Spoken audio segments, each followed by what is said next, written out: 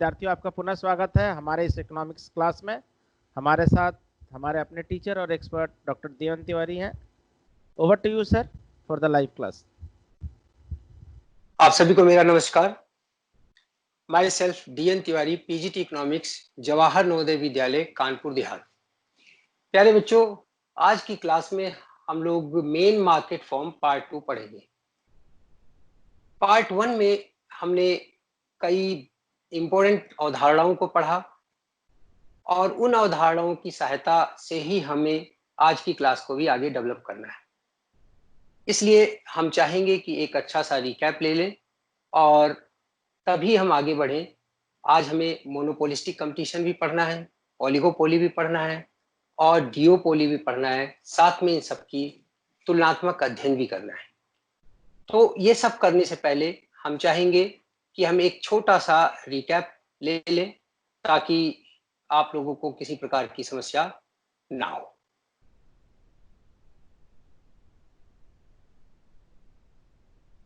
तो पिछली क्लास में हम लोगों ने सबसे पहले meaning and type of market के बारे में पढ़ा था। बाजार का सामान्य भाषा में जो मीनिंग लगाया जाता है, अर्थ लगाया जाता है, वो वास्तव में किसी स्थान या किसी दिन के साथ जोड़ा जाता है। ये कनॉट प्लेस मार्केट है, ये शहदरा मार्केट है, ये शालीमार बाजार है। तो हम किसी ना किसी स्थान के साथ जोड़ देते हैं या फिर हम उसको दिन के साथ जोड़ते हैं। परंतु इकोनॉमिक्स में बाजार का मतलब एक ऐसा अरेंजमेंट है, it's an arrangement between buyers and sellers of a particular product to buy and sell, they come into contact to buy and sell. तो एक व्यवस्था है। ये व्यवस्था ऐसी है कि एक वस्तु विशेष के क्रेता और विक्रेता दोनों इकट्ठे मतलब कांटेक्ट में आते हैं और वस्तु को खरीदते या बेचते हैं। इसके बाद हमने बाजार के डिफरेंट प्रकारों के बारे में पढ़ा। आपको हमने मोनोपोली के बारे में बताया, हमने पूर्व प्रतियोगिता के बारे में बताया और उनकी विशेषताओं के बारे में बताया। साथ ही हमने आपको प्रोड्यूसर्स इक्विलिब्रियम के बारे में बताया। प्यारे बच्चों, प्रोड्यूसर्स इक्विलिब्रियम हम एक तो मैथमेटिकली अचीव कर सकते हैं प्रॉफिट फंक्शन को निकाल करके। दूसरा हमने TC फंक्शन कर्व के सहायता से सॉल्व किया और तीसरी बार हमने MCMR की सहायता से संतुलन के बिंदु को ज्ञात किया। इन तीनों के प्रकार के पश्चात फिर हम आगे बढ़े और हमने आपको बताया कि परफेक्ट कंपटीशन किसे कहते हैं और उसकी क्या क्या विशेषताएं होती हैं। फिर हमने price and output determination short run और लॉन्ग रन के बारे में बताया और इसके बाद हमने आपको बताया कि एकाधिकारी किसे कहते हैं और एकाधिकारी अपनी वस्तु की कीमत का निर्धारण कैसे करता है, उसकी क्या क्या विशेषताएं होती हैं। प्यारे बच्चों, आज की क्लास बहुत ही जबरदस्त होने वाली है और आपके बहुत सारे डाउट्स भी मैं क्लियर करने वाला हूं, अक्सर जो आप सबके मन में आते हैं। सबसे पहले हम पढ़ेंगे कंपेयर करेंगे comparison between monopoly and perfect competition. पिछली बार हमने दोनों के बीच अंतर को डिटेल में नहीं बताया था क्योंकि समय का अभाव था। आज हम इसको पूरा करेंगे। हम आपको दोनों के नेचर ऑफ डिमांड कर्व में जो अंतर है उसके बारे में भी डिटेल में बताएंगे और हम आपको बताएंगे ऑप्टिमम यूटिलाइजेशन ऑफ रिसोर्सेज कैसे करते हैं परफेक्ट कंपटीशन में। मोनोपोली में हिडन कैपेसिटी क्या रह जाती है। हम आपको बताएंगे कि एक अल्पकाल में अगर किसी फर्म को हानि हो रही है तो वो हानि को कब तक बर्दाश्त करेगी, अल्पकाल में वो उत्पादन को कब बंद करेगी। जी हाँ, शटडाउन पॉइंट, शटडाउन एनालिसिस के नाम से जाना जाता है। ये बहुत ही कम पुस्तकों में भी मिलता है, इसके बारे में लिटरेचर बहुत कम उपलब्ध है जो आपको मैं आज बताने जा रहा हूँ। हम आपको बताएंगे मोनोपोलिस्टिक कंपटीशन के बारे में, जो कि कॉन्ट्रडिक्टरी वर्ड्स हैं। एक तो मोनोपोली है, दूसरी कंपटीशन है। ऐसा कैसे संभव है जिसके बारे में बताएंगे। हम आपको ओलिगोपोली के बारे में बताएंगे और हम आपको डिओपोली के बारे में बताएंगे। इन सब के साथ साथ हम आपको तुलना भी करेंगे, इन सब की आपस में एक दूसरे से कंपैरिजन करेंगे। साथ ही आपकी तमाम प्रश्न जो पिछले क्लास में उठाए गए थे या जो आपके मन में आज आ रहे हैं, उन सारे प्रश्नों का जवाब भी हम आज आपको स्लाइड के माध्यम से ही देंगे। प्यारे बच्चों, अगर हम अंतर की बात करें तो सबसे पहला अंतर परफेक्ट कंपटीशन में आपने देखा कि बायर्स एंड सेलर्स बहुत सारे हैं, large number of buyers and sellers हैं परफेक्ट कंपटीशन में। लेकिन मोनोपोली में आप देखेंगे कि मोनोपोली में सिंगल सेलर है और बहुत सारे खरीदने वाले हैं। अगर हम एंट्री की बात करें तो आप देखेंगे फ्री एंट्री एंड एग्जिट पाया जाता है परफेक्ट कंपटीशन में, और मोनोपोली में आप देखेंगे कि एंट्री तो पॉसिबल ही नहीं है। अगर एंट्री हो गई, एंट्री होने का मतलब है कि मोनोपोली समाप्त हो गया। इसके बाद हम आपको बताएंगे नेचर ऑफ प्रोडक्ट के बेस पे अगर हम अंतर करते हैं तो प्रोडक्ट इसमें होमोजीनियस होता है, जिससे सिंगल प्राइस पे बिकना होता है। मोनोपोली में प्रोडक्ट का कोई सब्स्टिट्यूट्स नहीं है। मोनोपोली चाहे तो एक ही प्रोडक्ट का अलग अलग बाजार में अलग अलग कीमत ले सकता है। प्यारे बच्चों, इसके बारे में भी हम बहुत डिटेल में बताने वाले हैं। नेचर ऑफ डिमांड कर्व अगर हम दोनों की तुलना करते हैं तो हम पाते हैं कि परफेक्ट कंपटीशन में perfectly elastic supply demand curve है, क्योंकि कीमत इंडस्ट्री ने फिक्स कर दी है और उस कीमत पे वो चाहे जितना बेच सकते हैं फर्म, तो उनका मांग वक्र पूर्णतया लोचशील मांग वक्र होता है। वो कीमत को प्रभावित नहीं कर सकते, लेकिन उस निश्चित कीमत पर आप चाहे जितना बेच सकते हैं। दूसरी तरफ एकाधिकारी क्योंकि सिंगल है, इकलौता है, तो वो उसका मांग वक्र बेलोचदार होता है सामान्यतया, और किसी भी अपनी वस्तु की कीमत का निर्धारण करने से पहले उसको अपनी वस्तु की मांग की लोच को ध्यान में रखना होता है। जहां तक प्राइस फिक्सेशन पावर की अगर हम बात करते हैं तो आप देखेंगे कि इंडस्ट्री इसके अंदर प्राइस फिक्स करती है परफेक्ट कंपटीशन में, और इस फिक्स्ड प्राइस को हर फर्म स्वीकार करने के लिए बाध्य होती है, क्योंकि वो पूरे एंटायर इंडस्ट्री का एक नेग्लिजिबल हिस्सा ही बेच रही होती है, तो उसके बाजार से निकलने से भी कोई फर्क नहीं पड़ने वाला है, इसलिए वो बाजार कीमत को प्रभावित नहीं कर सकती। जबकि मोनोपोली इकलौता अपने आप में इंडस्ट्री है, इसलिए अगर वो चाहे तो अपनी वस्तु की कीमत को निर्धारित कम या ज्यादा कर सकता है, निर्धारित भी कर सकता है। ये पावर फिक्सेशन की बात करें तो हम अभी डिटेल में इसके बारे में पढ़ेंगे कि कितना वो फिक्स कर सकता है और क्या वो अपनी मनचाही कीमत निश्चित कर सकता है, ये भी हम पढ़ेंगे। प्यारे बच्चों, लॉन्ग रन इक्विलिब्रियम में परफेक्ट कंडीशन में आप देखेंगे नॉर्मल प्रॉफिट मिलता है, और अब नॉर्मल प्रॉफिट मिलता है मोनोपोली को।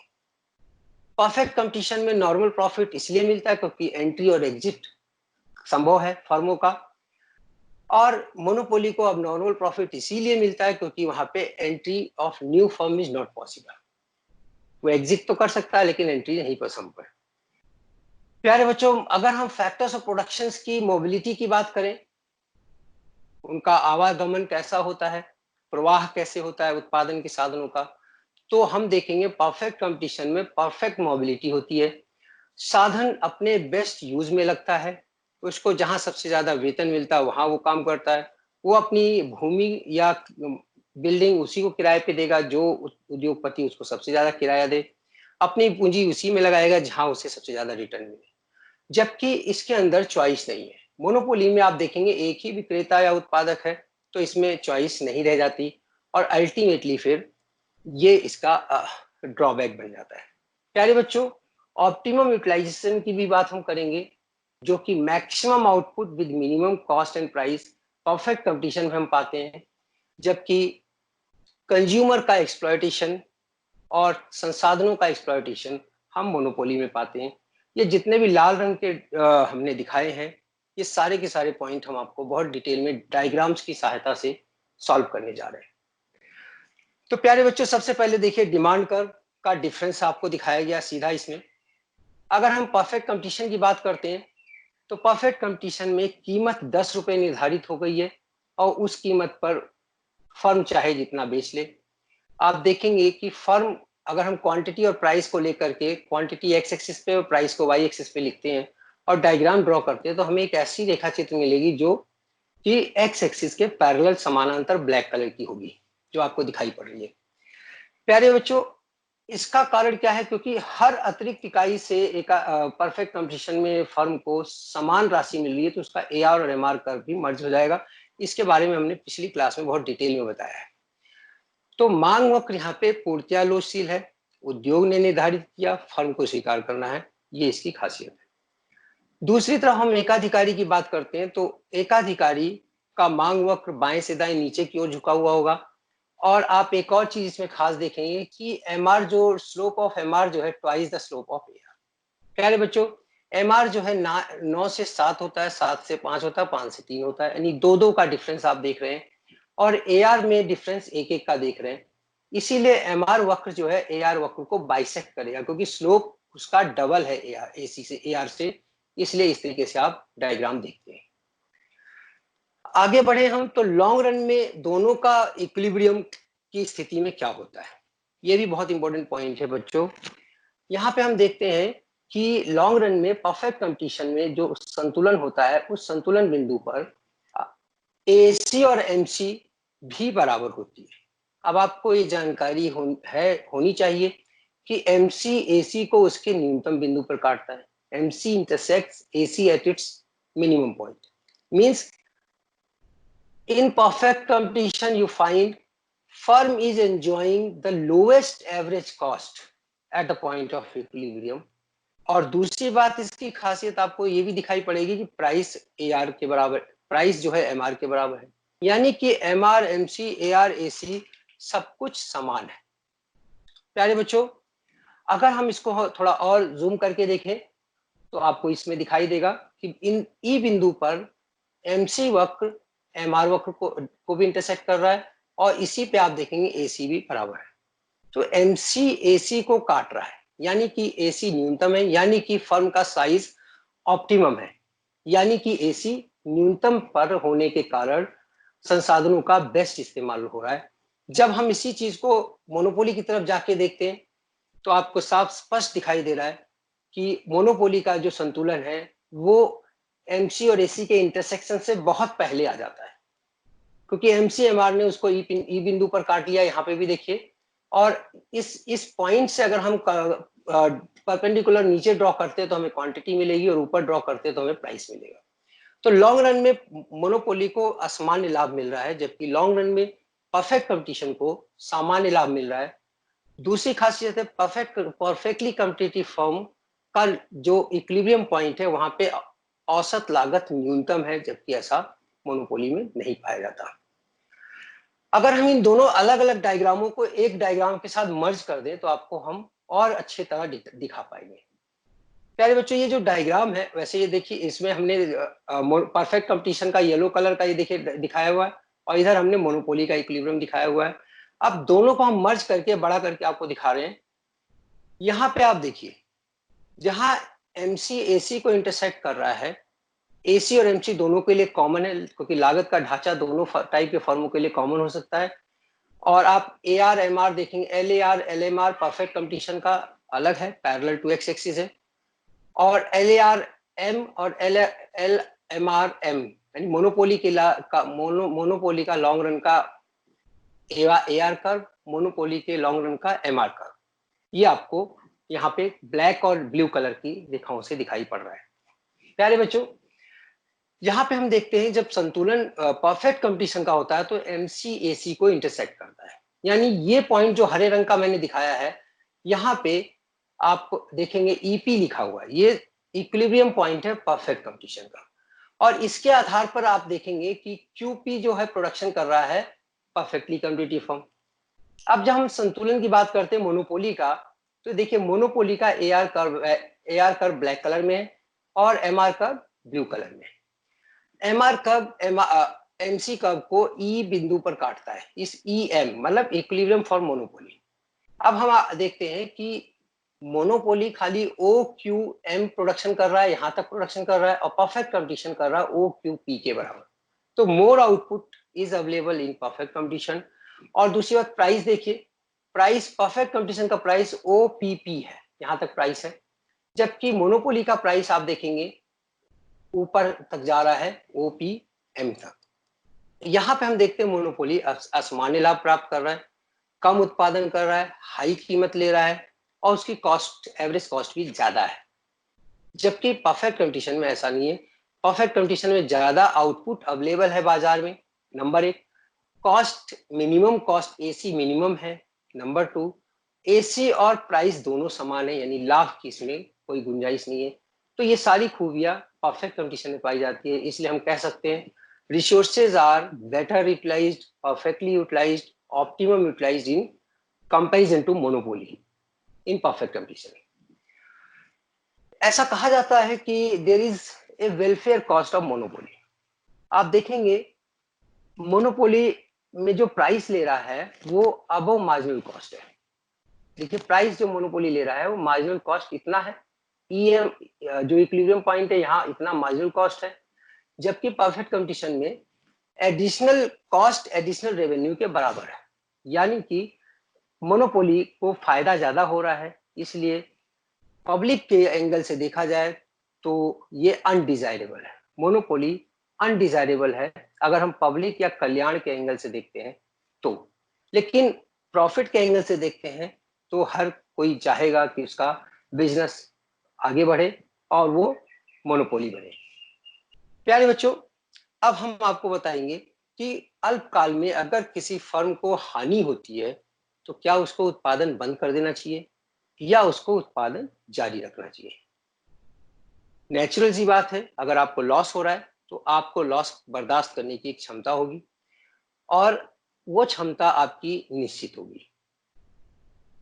जब लॉस उस क्षमता को क्रॉस करेगा आपको उत्पादन अल्पकाल में भी बंद करना पड़ेगा। The point where a loss making firm has to stop its production even in the long short run is known as shutdown point. आइए देखते हैं वो कौन सा पॉइंट होगा। यहाँ पे हमने परफेक्ट कंपटीशन का एग्जांपल लिया है और आपको दिखाया है तीन फर्में हैं, तीनों को लॉस हो रहा है और इनका loss equivalent to red colour का जो एरिया है उसके हिसाब से लॉस है इनका। प्यारे बच्चों, इसमें एक हमने एवरेज वेरिएबल कॉस्ट कर्व भी ऐड किया है। एवरेज वेरिएबल कॉस्ट और एवरेज कॉस्ट के बीच का अंतर आपको जानकारी होगी कि एएफसी के इक्विवेलेंट होता है, क्योंकि TC is equal to TFC plus TVC, उसी प्रॉपर्टी को यूज करते हैं यहाँ पे। अब जब अगर हमने तीन फर्में ली हैं और तीनों को लॉस हो रहा है, किस फर्म को उत्पादन तत्काल बंद कर देना चाहिए, किस फर्म को उत्पादन जारी रखना चाहिए, इसके बारे में हम लोग अध्ययन करने जा रहे हैं। प्यारे बच्चों, अगर ये फर्म ए, ये जो फर्म ए है, सबसे पहले हम इसी को लेते हैं। अगर फर्म ए अल्पकाल में उत्पादन को बंद कर देती है तो उसका जो लॉस होगा वो M0N0 के बराबर होगा। M0N0 के बराबर होगा। ऐसा क्यों होगा? क्योंकि ये जो है अगर उत्पादन बंद कर देती तत्काल तो उसका लॉस होने वाला है AFC के बराबर, AFC एवरेज फिक्स कॉस्ट के बराबर। एवरेज फिक्स कॉस्ट को जब आप क्वांटिटी से मल्टीप्लाई करेंगे तो टीएफसी मिलाएगा। यानी कि अगर वो उत्पादन तत्काल बंद कर देता है तो उसको लॉस होगा V0, C0, N0 और M0 के बराबर। लेकिन अगर वो उत्पादन जारी रखता है तो उसको कीमत मिलेगी, वस्तुओं को बेचेगा तो कुछ पैसा मिलेगा और वो पैसा उसको मिलने वाला है O, P, E0 और Q। अब इसके अंदर आप देखते हैं कि जैसे ही वो ऐसा करता है, अगर वो उत्पादन तत्काल बंद कर देता है तो उसको लॉस हो रहा है V0, C0, N0, M0 और अगर वो उत्पादन जारी रखता है तो उसका लॉस हो रहा है P, C0, N0, E0। यानी कि जो येलो कलर वाला पार्ट है ये वो पार्ट है जो टीएफसी का पार्ट वो कवर कर रहा है।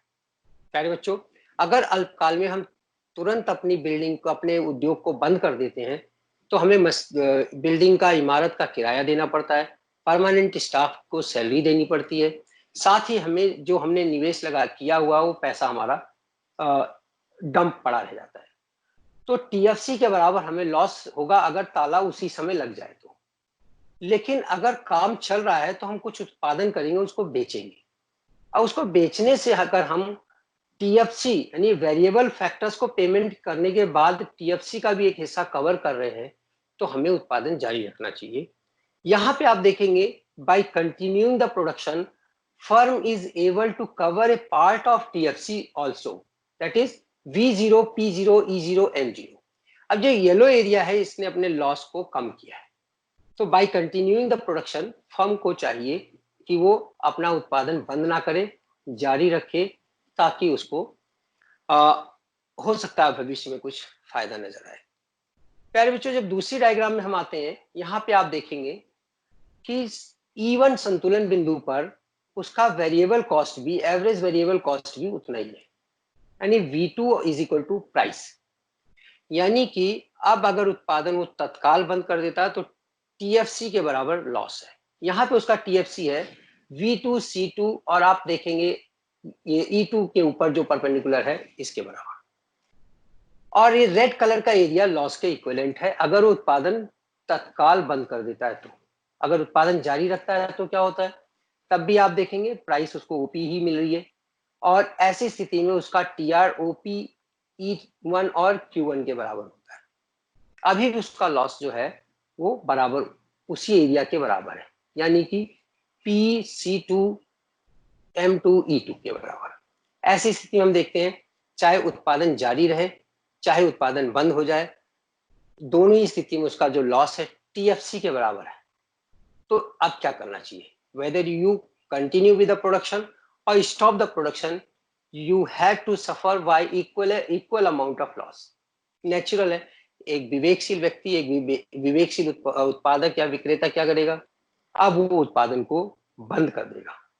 तो point where total revenue becomes equal to total variable cost, price becomes equal to average variable cost is the shutdown point। जहां पे total revenue total variable cost के बराबर हो जाता है, वहां पे आप देखेंगे कि उत्पादन जारी रखे तब भी उसको TFC के बराबर लॉस है, उत्पादन बंद कर दे तब भी उसका लॉस जो है वो TFC के बराबर ही रहेगा। प्यारे बच्चों, एक तीसरा केस है, अगर यहाँ पे नहीं संभलेगा तो तीसरी एंट्री उसकी कहाँ होगी। हम तीसरे डायग्राम में देखते हैं कि अगर वो उत्पादन को बंद कर देता है तो उसका लॉस होता है मात्र TFC के बराबर, और TFC क्या होता है, TC और TBC के बीच का अंतर, यानी कि AC और ABC के बीच का अंतर मल्टीप्लाइड बाय क्वांटिटी। अगर वो उत्पादन बंद कर देता तो उसका लॉस है V2 C2 N2 M2, लेकिन अगर उत्पादन जारी रखता है तो उसका लॉस बढ़ जाता है, P से लेके P C2 N2 और E2 के बराबर लॉस हो जाता है। अब आप ये देखेंगे कि यहाँ पर लॉस हमारा अगर हम उत्पादन को जारी रखते हैं तो और बढ़ जाएगा। तो एक विवेकशील उत्पादक को क्या करना है, वो तब तक जारी रखेगा जब तक कि price is more than ABC, that means TR is more than TBC। So we can say a loss making perfectly competitive firm will stop its production at the point where price becomes equal to ABC, and price becomes equal to ABC is the point of shutdown also। अगर वो ऐसा नहीं करेगी तो उसको नुकसान होगा, अगर वो ऐसा करती है तो उसको लॉस को वो मिनिमाइज कर रही होती है। यानी बच्चों, इसके बाद हम आपको पढ़ाएंगे जो आज का चैप्टर हमें प्रारंभ करना था, मोनोपोलिस्टिक कंपटीशन के बारे में। आपके सामने एक स्लाइड है, आप देख रहे हैं इसमें शू रिपेयर्स एंड की makers, taxi and mini bus companies, sandwich, और अगर हम थोड़ा और जाए तो होटल एंड रेस्टोरेंट्स देखते होंगे आप अपने आसपास, ऑटो और टैक्सी कैब्स भी आप देखते होंगे, आप वेजिटेबल सेलर्स मार्केट में भी कभी गए होंगे, ग्रोसरी शॉप्स में भी गए होंगे, सिम कार्ड मोबाइल कनेक्शन इनका सबके पास भी आप गए होंगे, आप किराना शॉप पे भी जाते हैं। ये सब का नाम हमने क्यों लिया, कारण ये है कि इन सब की अपनी एक खासियत है, इन सब का अपना एक ट्रेडमार्क भी है, इन सब का अपने प्रोडक्ट पर एकाधिकार भी है। ये प्रोडक्ट की सप्लाई को बढ़ा सकते हैं, घटा सकते हैं, कीमत को निश्चित कर सकते हैं, इनका ट्रेडमार्क कोई और नहीं इस्तेमाल कर सकता, फिर भी इन्हें कंपटीशन का सामना करना पड़ता है। एक्चुअली में monopolistic competition is a competition among monopolist. अब यहाँ पे एकाधिकारियों के मध्य कंपटीशन हो रहा है। एकाधिकारी किस चीज में है ये, they have got full control over the supply, over the price of their product and over the trademark of their product। इनका ट्रेडमार्क कोई दूसरी कंपनी इस्तेमाल नहीं कर सकती। आप कोलगेट का ट्रेडमार्क कोई और कंपनी यूज नहीं कर सकती। किसी भी प्रोडक्ट का ट्रेडमार्क पर उसका अपना एकाधिकार है, फिर भी, और हर प्रोडक्ट का अपना ट्रेडमार्क होता है, ये आपने देखा होगा, फिर भी उन्हें कंपटीशन का सामना करना है। क्यों करना है, क्योंकि वो लोग ऐसी वस्तुओं का उत्पादन कर रहे हैं, ऐसी वस्तुओं को बेच रहे हैं जो कि एक दूसरे के क्लोज सब्स्टिट्यूट्स हैं, बहुत निकट की प्रतिस्थापन वस्तुएं हैं। So competition among monopoly is known as monopolistic competition. Why there is competition among monopoly? Because they are selling such a product which can be replaced, which can be used in place of each other. आगे अगर हम बढ़ते हैं तो इसकी कुछ खास विशेषताएं होती प्यारे बच्चों. सबसे पहली बात तो मोनोपोलिस्टिक कंपटीशन में presence of many buyers and sellers होता है. अभी हमने परफेक्ट कंपटीशन की बात की तो वहां presence of large number of buyers and sellers की बात कर रहे हैं. यहाँ पे जो है बायर्स एंड सेलर्स मेनी है, बहुत सारे हैं, ज्यादा हैं, बट दे आर काउंटेबल और उनको हम पहचान सकते हैं. दूसरी बात यह कि उनके अंदर मोनोपोलिस्टिक एलिमेंट है. मोनोपोलिस्टिक एलिमेंट की जब हम बात करते हैं तो हमने आपको बताया कि उनको अपनी वस्तु की पूर्ति पर एकाधिकार है. वो चाहे तो पूर्ति बढ़ाएं, चाहे तो पूर्ति कम करें. उनका ट्रेडमार्क कोई और इस्तेमाल नहीं कर सकता. वो चाहे तो अपनी वस्तु की कीमत को बढ़ा घटा सकते हैं. ये मोनोपोलिस्टिक एलिमेंट कहलाता है. ये चीज उनके पास है. इसके बावजूद ये लोग कंपटीशन कर रहे हैं. कंपटीशन क्यों कर रहे हैं? क्योंकि ये लोग जो उत्पादन कर रहे हैं वो क्लोज सब्स्टिट्यूट्स हैं. आप देखिए, चाहे वीडियोकॉन हो, चाहे डीटीएच हो, चाहे टाटा स्काई हो, चाहे कोई भी जो चैनल्स हैं, सैटेलाइट चैनल्स हैं, आप देखेंगे सब के सब एक दूसरे के क्लोज सब्स्टिट्यूट्स हैं.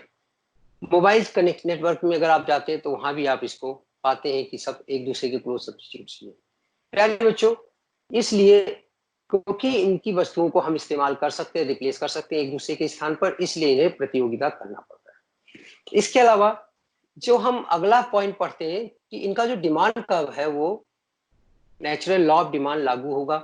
एकाधिकारी हैं वो अपने वस्तु में, इसमें कोई दो राय नहीं, फिर भी उन्हें प्रतियोगिता का सामना करना पड़ रहा है क्योंकि वस्तुएं क्लोज सब्स्टिट्यूट्स हैं.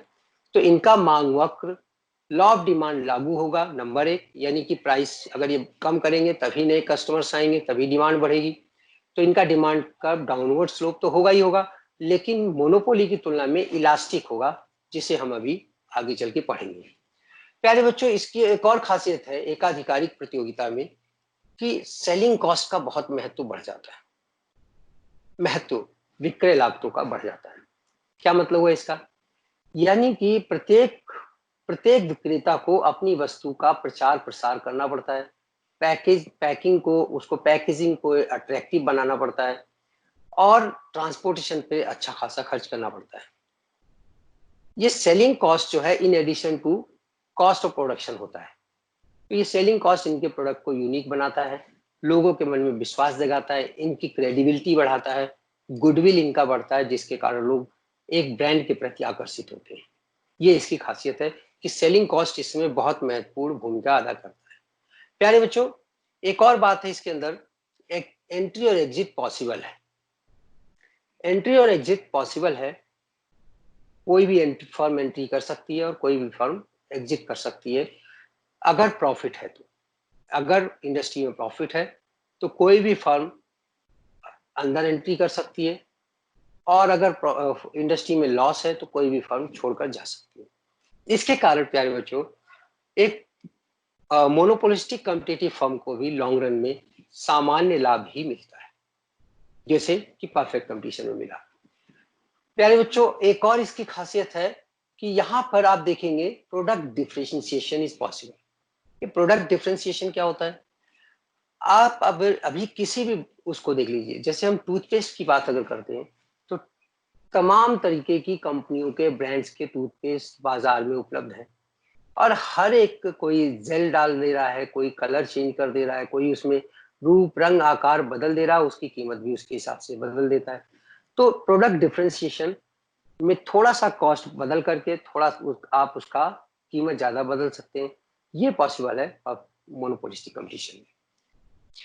अगर हम मोनोपोलिस्टिक कंपटीशन और मोनोपोली इम्परफेक्ट कंपटीशन की बात करते हैं और डिमांड कर्व को हम तुलना करते हैं तो आप इसके अंदर देखेंगे कि मोनोपोली का जो डिमांड कर्व है वो इनइलास्टिक है, जबकि मोनोपोलिस्टिक कॉम्पिटिटिव फर्म का इलास्टिक है. इसके दो ही कारण है. मोनोपोली में वो सिंगल सेलर है. अगर सामान आपको चाहिए तो उसी से लेना पड़ेगा। मोनोपोलिस्टिक कंपटीशन में आपके पास विकल्प है, क्योंकि सब्स्टिट्यूट्स है, बहुत सारे सेलर्स हैं। तो इसलिए मोनोपोली का जो प्राइस फिक्सेशन पावर है वो मोनोपोलिस्टिक कंपटीशन की तुलना में ज्यादा अच्छा होता है। उसका अपनी वस्तु पर की सप्लाई पर ज्यादा कमांड होता है। अब अगर हम संतुलन की बात करते हैं अल्पकाल में, तो आप देखेंगे मोनोपोलिस्टिक कॉम्पिटिटिव फर्म का अल्पकाल में जो संतुलन होता है, उस असामान्य लाभ भी उसे मिल सकता है, सामान्य लाभ भी मिल सकता है, और उस फर्म को हानि भी हो सकती है। अब यहाँ पे क्या डिपेंड करता है? यहाँ पे उसकी मांग और पूर्ति दोनों पर डिपेंड करता है। परफेक्ट कंपटीशन में प्यारे बच्चों, मांग तो पूर्तिया लोशील है, इंडस्ट्री ने कीमत डिसाइड कर दी है, यहाँ पे उसको कीमत भी डिसाइड करना है। तो मांग और पूर्ति दोनों के बारे में उसको अलर्ट रहना है, अपनी तभी वो असामान्य लाभ प्राप्त कर सकता है, अन्यथा उसे सामान्य लाभ या हानि भी हो सकती है। ये डिपेंड करेगा इलास्टिसिटी ऑफ डिमांड और इलास्टिसिटी ऑफ सप्लाई दोनों की क्या है स्थिति है। और अगर हम आगे बढ़े तो हम देखते हैं अल्पकाल में इसके संतुलन की बात करते हैं। प्यारे बच्चों, ये पहला डायग्राम देखिए आपके सामने। यहाँ E0 बिंदु पर MC वक्र MR वक्र को इंटरसेक्ट कर रहा है। MR वक्र नीले रंग में है, MC वक्र हरे रंग में है, और E0 ब्लैक रंग में आपको कलर में लिखा हुआ दिखाई पड़ेगा। जब हम इस E0 से परपेंडिकुलर ड्रॉ करते हैं एक्स एक्सिस पे, तो हमें मात्रा का पता चलता है, Y पे हम ड्रॉ करते हैं तो हमें कीमत का पता चलता है। प्यारे बच्चों, यहाँ पे हम देखते हैं जो हरे रंग का एरिया है वो इस फर्म को असामान्य लाभ दिला रहा है। असामान्य लाभ क्यों दिला रहा है कि इसकी जो कीमत है वो OP0 यहाँ से लेकर कीमत उसकी यहाँ तक है, और औसत लागत उसकी C0 तक है।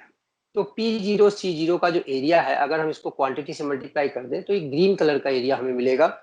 असामान्य लाभ मिल रहा है इस फर्म को अल्पकाल में। एक दूसरा हम देखते हैं जहां पे MC देखिए MR को E1 पे काट रहा है, इस फर्म को सामान्य लाभ मिल रहा है प्यारे बच्चों, क्योंकि इस स्थिति में हम देखते हैं कि प्राइस और एवरेज कॉस्ट फर्म का बराबर है। ऐसी स्थिति में इस फर्म को सामान्य लाभ से गुजारा करना पड़ेगा।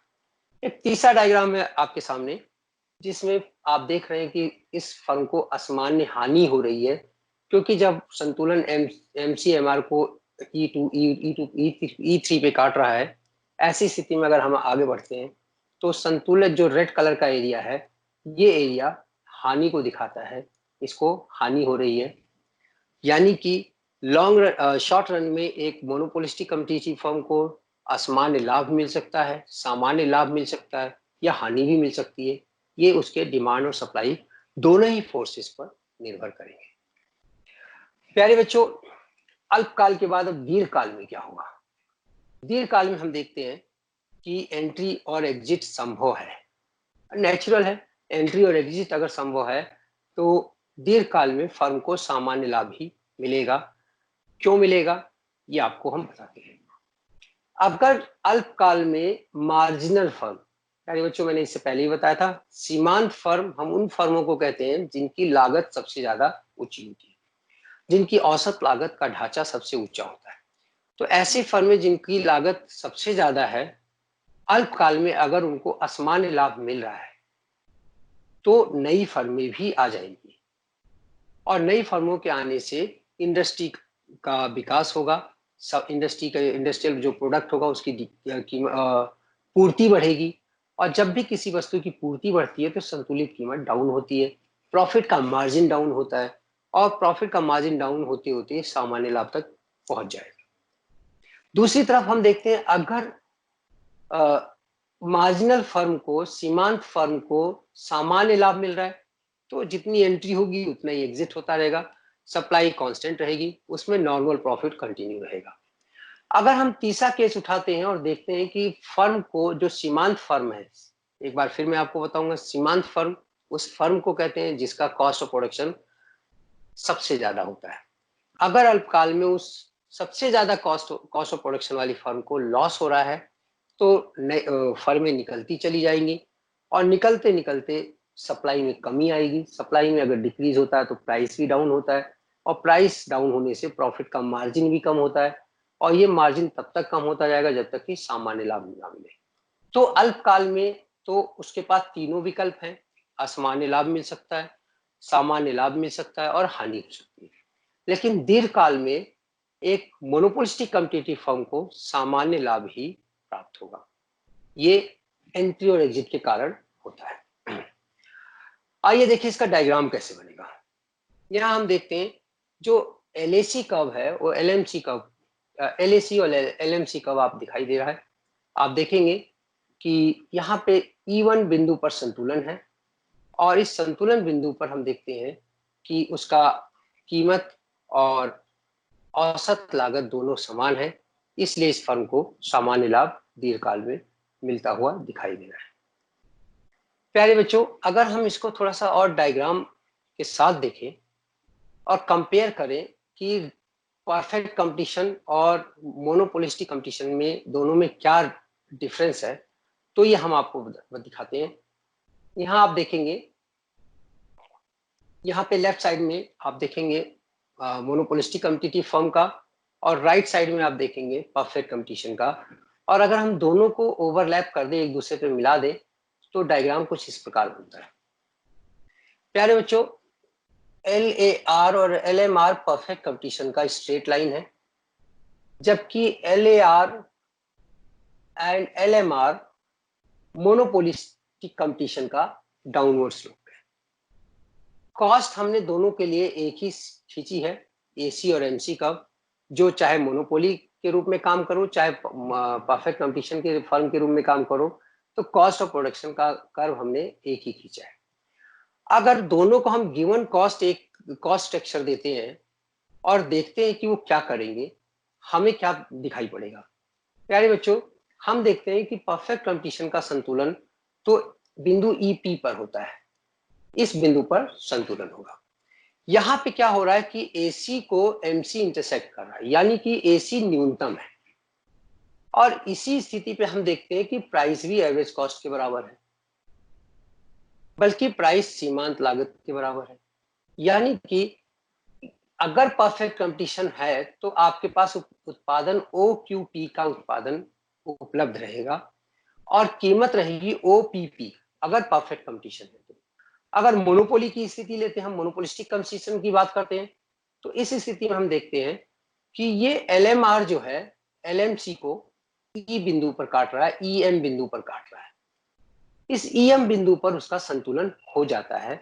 अब इस EM बिंदु से हम ऊपर परपेंडिकुलर ड्रॉ करेंगे तो हमें इसकी कीमत मिलेगी मोनोपोलिस्टिक कॉम्पिटिटिव फर्म की, जो कि OPM तक होगी, यहां तक होगी। और आप देखेंगे इसका एवरेज कॉस्ट जो है वो ऊपर है। हालांकि दोनों को सामान्य लाभ मिल रहा है, सामान्य लाभ मोनोपोलिस्टिक कंपटीशन में भी मिल रहा है और परफेक्ट कंपटीशन में भी मिल रहा है।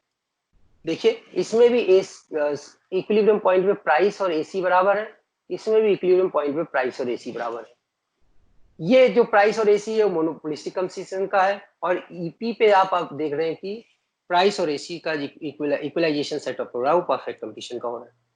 फिर भी देखिए, more output is available at low cost and price in perfect competition in comparison to, क्योंकि यहाँ पे देखिए प्राइस OPM चार्ज कर रहा है और प्राइस परफेक्ट कंपटीशन का OPP है।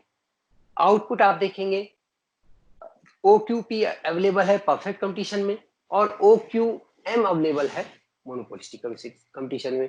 यानी संसाधनों का बेहतर प्रयोग मोनोपोली की तुलना में भी परफेक्ट कंपटीशन में हो रहा है, और मोनोपोलिस्टिक कॉम्पिटिटिव फर्म की तुलना में भी परफेक्ट कंपटीशन हो रहा है। Now we can conclude that resources are optimum utilized in perfect competition in comparison to both monopoly as well as monopolistic competition. प्यारे बच्चों, अब इसके बाद हम चलेंगे ओलिगोपोली की ओर। ओलिगोपोली, ओलिगोपोली मतलब competition among a few seller. Oligo word का मतलब होता है ए फ्यू, पोली का मतलब होता है सेलर। तो if there is competition among a few seller, it is considered as oligopoly। मतलब यहाँ पे बहुत कम सेलर हैं जिनको आप काउंट कर सकते हैं फिंगर्स पे, और उनको कंपटीशन करना है एक दूसरे से, और they are very big player. Natural है, संख्या में अगर कम है तो नेचुरल है उनकी पेइंग कैपेसिटी भी ज्यादा होगी। तो यहाँ पे few big seller compete with each other to maximize their profits or sales by selling homogeneous or differentiated products। प्यारे बच्चों, ये जो उत्पादन बेच रहे हैं ये डिफरेंशिएटेड भी हो सकता है और एक जैसा भी हो सकता है।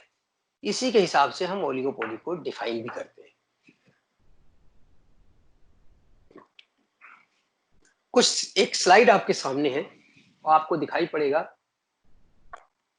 प्रश्न पूछने से पहले आप देखिए, यहाँ पे आपको दिखाई पड़ रहा है मोबाइल नेटवर्क इन इंडिया। ये कंपनियां बिग प्लेयर्स हैं, चाहे वो जियो हो, चाहे वोडाफोन हो, चाहे एयरटेल हो, चाहे बीएसएनएल हो। आप देखेंगे धीरे धीरे एक दूसरे को मर्ज करती जा रही है और अब नंबर ऑफ प्लेयर्स कम होते जा रहे हैं। ऑटोमोबाइल्स इंडस्ट्री में अगर आप एंट्री करते हैं तो Ford, Tata, Bajaj, Toyota, Honda, ये सब, महिंद्रा, ये सब आपके सामने, जिनको आप फिंगर्स पे काउंट कर सकते हैं। अगर आप डेली न्यूज के बारे में जाते हैं, जो बड़े स्टैंडर्ड के न्यूज़पेपर्स हैं, तो वो भी आपके यहाँ गिनती के हैं, आप इसको काउंट कर सकते हैं। टॉप मोबाइल ब्रांड्स अगर आप इंडिया में करते हैं तो आपके पास एप्पल है, सैमसंग है, एमआई है, जियोनी है, नोकिया है, ओप्पो है, लावा है, ये सब आपके पास मोबाइल्स है। आइए अब हम आपसे एक सामान्य क्वेश्चन पूछते हैं। आपको याद होगा जब जियो 4G ने अपनी एंट्री मारी थी तो क्या हलचल हुई थी।